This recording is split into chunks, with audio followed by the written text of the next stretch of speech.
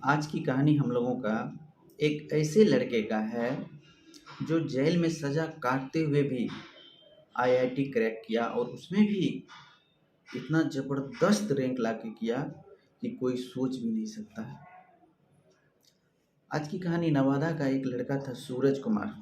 वो कोटा में जाकर के आईआईटी का तैयारी करता था और अचानक हुआ क्या कि 2020 में कोरोना आ गया। जितने भी इंस्टीट्यूट थे, कोचिंग थे, ट्यूशन थे, सभी ठप हो गया।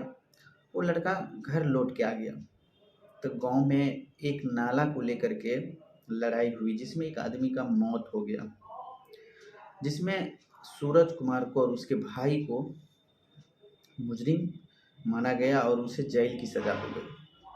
अब उस लड़का में तो एक जुनून था। उनका मेन मकसद तो मर्डर करना नहीं था, उनका मेन मकसद था मुझे आईआईटी करके अच्छा साइंटिस्ट बनना है। लेकिन इत्तेफाक देखिए, उन्होंने गाँव आया, लड़ाई झगड़ा हुआ एक नाली को लेकर के और क्या हुआ, उनको सज़ा हो गई। उन्होंने पढ़ने की इच्छा जाहिर किया। उसमें जेलर ने उनको बुक ला करके दिया और जिस तरह का बुक सब चाहिए उनको ला करके दिया और लड़का तैयारी शुरू कर दिया और तैयारी इस कदर शुरू किया, अब उसको कुछ भी दिखाई नहीं देता था, सिर्फ उसको आईआईटी दिखाई देता था।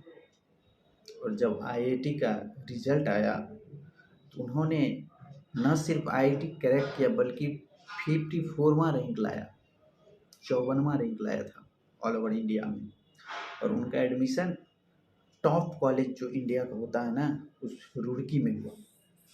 और आगे जा कर के उन्होंने साइंटिस्ट बनने का इच्छा जाहिर किया और उन्होंने साइंटिस्ट की पढ़ाई भी शुरू की उसमें जा कर के।